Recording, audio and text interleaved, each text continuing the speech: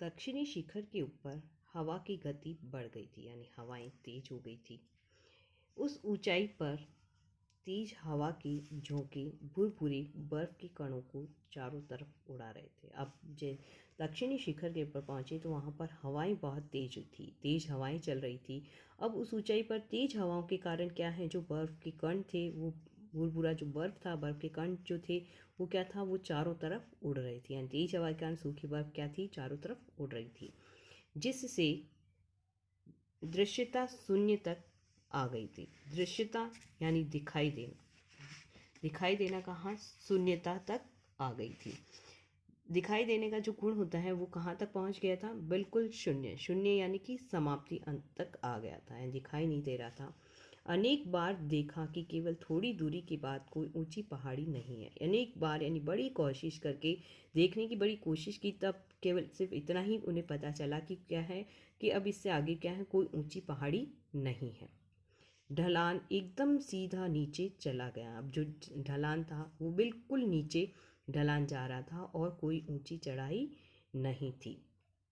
मेरी सांस मानो रुक गई थी। लेखिका कहती है, ऐसा लगा मेरी सांसें रुक गई हो।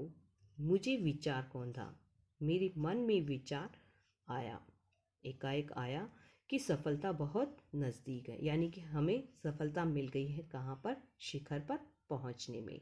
यानी कि अब हमारी सफलता क्या है, बहुत ही पास है।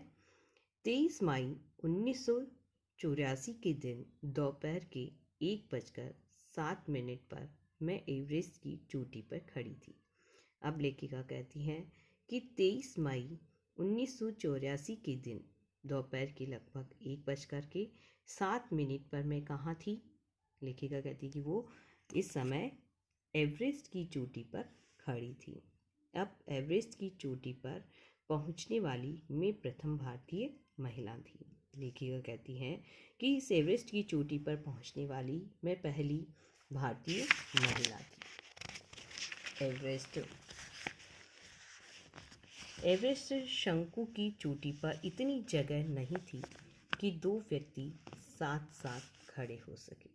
एवरेस्ट शंकु, शंकु यानी कि बिल्कुल नोक जैसा होना, ठीक है ना, कि शंकु यानी नोक, यानी कि एवरेस्ट की क्या है, बिल्कुल उस नोक पर कैसी है, इतनी भी जगह नहीं थी कि दो व्यक्ति क्या हो सके, साथ साथ वहाँ पर खड़े हो सके। यानी इतनी जगह नहीं थी वहाँ पर कि दो व्यक्ति भी खड़े रह सके।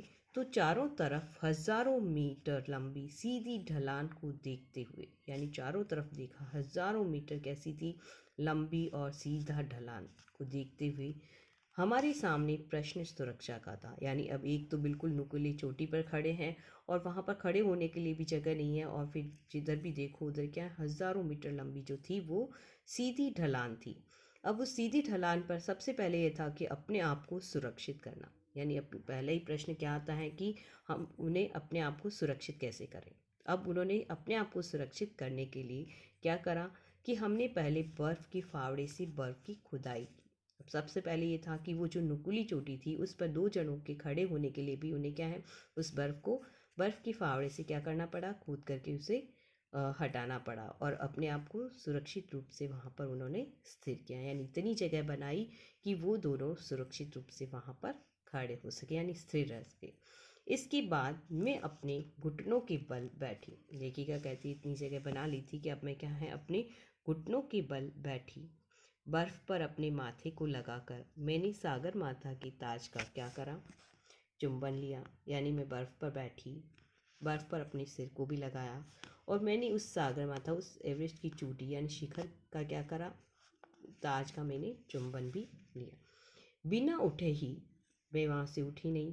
बिना उठे ही मैंने अपने थैले से क्या करा, दुर्गा माँ का चित्र और हनुमान चालीसा निकाला। हनुमान चालीसा उन्होंने निकाली। अब क्या, बैठे बैठे उन्होंने अपने थैले में से क्या निकाला, एक तो दुर्गा माँ का चित्र निकाला और उन्होंने हनुमान चालीसा निकाली। मैंने इनको अपने साथ लाए लाल कपड़े में लपेटा। अब लेकर गई थी मैं अपने साथ में क्या है, लपेटने के एक लाल कलर रंग का कपड़ा भी लेकर के आई थी। तो मैंने क्या है, वो दुर्गा माँ का चित्र और हनुमान चालीसा को उस लाल कपड़े में लपेटा। छोटी सी पूजा अर्चना की, यानी छोटी सी वहाँ पर उन्होंने पूजा भी करी और इनको बर्फ़ में दबा दिया। और इनको क्या है, किसको, दुर्गा माँ का चित्र और हनुमान चालीसा को उन्होंने वहाँ पर बर्फ़ में ही दबा दिया। अब आनंद की इस क्षण में मुझे अपने माता पिता का ध्यान आया। आनंद का क्षण तो था ही, क्योंकि उन्हें क्या है कि अपने पहले प्रयास में उन्हें ये सफलता मिल गई थी एवरेस्ट पर चढ़ने की। और अब खुशी की बात ही है। अब इस खुशी के, इस आनंद के क्षण में क्या था कि लेखिका कहती मुझे भी क्या है अपने माता पिता का ध्यान आया। जैसे मैं उठी, मैंने अपने हाथ जोड़े और अपने रज्जू नेता यानी कि रस्सी के सहारे आगे बढ़ाने वाला व्यक्ति, रस्सी के सहारे आगे बढ़ाने वाला व्यक्ति यानी कि अंग दोर्जी के प्रति आदर भाव से झुकी, जो उनके साथ चल रहे थे।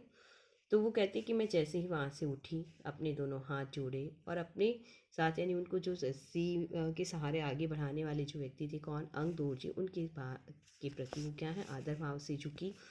अंग दोर्जी जिन्होंने मुझे क्या करा था, प्रोत्साहित किया था, यानी कि उन्होंने उन्हें ही प्रोत्साहित किया था आगे बढ़ने के लिए और मुझे लक्ष्य तक पहुंचाया भी, यानी कि उन्होंने ही उनका उत्साहवर्धन किया था। अंग दोर्जी ने ही, किसका, बचेंद्री पाल का। उन्होंने उनका क्या करा, उन्होंने उनको प्रोत्साहित किया, उत्साह बढ़ाया और उन्हें अपने लक्ष्य तक पहुंचाया भी, उन्हें सफलता भी मिली। तो मैंने उन्हें बिना ऑक्सीजन के एवरेस्ट की दूसरी चढ़ाई चढ़ने पर बधाई दी। वो कहती कि मैंने भी क्या करा, अंग दोर्जी को बिना ऑक्सीजन के एवरेस्ट की उन्होंने दूसरी चढ़ाई, यानी कि ये उनकी एवरेस्ट पर बिना ऑक्सीजन की दूसरी बार चढ़ाई थी। तो दूसरी चढ़ाई चढ़ने पर मैंने उनको बधाई दी।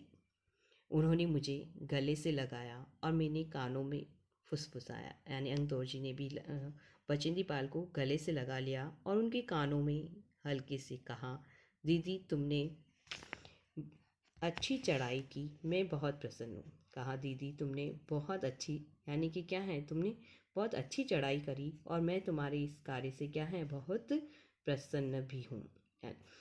कुछ देर बाद सोनम, पुलजर पहुँचे और उन्होंने फ़ोटो लेने शुरू कर दिए।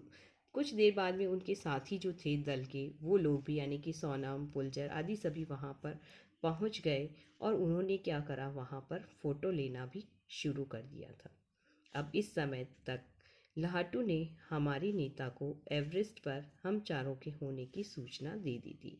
अब जब उन्होंने वो फोटोग्राफी कर रहे थे, इसी समय लाहटू ने क्या करा, हमारे नेता को, यानी कि जो उनका प्रमुख था उस अभियान के, उनको हम चारों के क्या है, उन लोगों के एवरेस्ट पर होने की सूचना उसने भिजवा दी थी। तब मेरे हाथ में वॉकी टॉकी दिया गया। वॉकी टॉकी का मैंने पहले भी बताया था, एक रेडियो नुमाइंद होता है जिससे कि क्या है, एक व्यक्ति दूसरे व्यक्ति से आसानी से बात कर सकता है। तो उस वॉकी टॉकी दिया। कर्नल खुलर हमारी सफलता से बहुत प्रसन्न थे। मुझे बधाई देते हुए उन्होंने कहा, यानी कर्नल खुलर भी क्या है, बहुत ही खुश थे इस सफलता के लिए और उन्होंने लेखिका को बधाई दी और बधाई देते हुए उन्होंने कहा भी कि मैं तुम्हारी इस अनूठी उपलब्धि के लिए तुम्हारे माता पिता को बधाई देना चाहूँगा, कि मैं तुम्हारी इस क्या है, अनूठी उपलब्धि पर क्या करूँगा, मैं तुम्हें और तुम्हारे माता पिता को बधाई देता हूँ, देना भी चाहूँगा।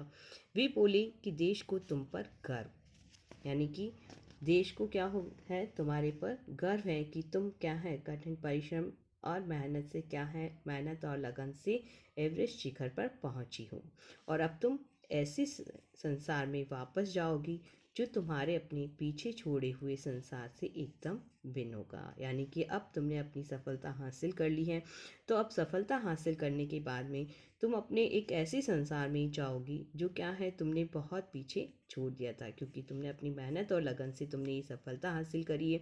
तो जो तुम्हारे पीछे छोड़ आई है, अब जो तुम्हारे सामने है, यानी जो तुम्हारे अपने पीछे छोड़े हुए संसार से क्या होगा कि बिल्कुल ही भिन्न होगा, यानी एकदम से ही अलग होगा। कहने का मतलब ये है कि जो समय जो पहले जैसा उनके पास अब नहीं है, क्योंकि अब उनके साथ में सफलता है और वो देश की पहली महिला पर्वतारोही जिसने क्या करा कि एवरेस्ट पे पहुंची है।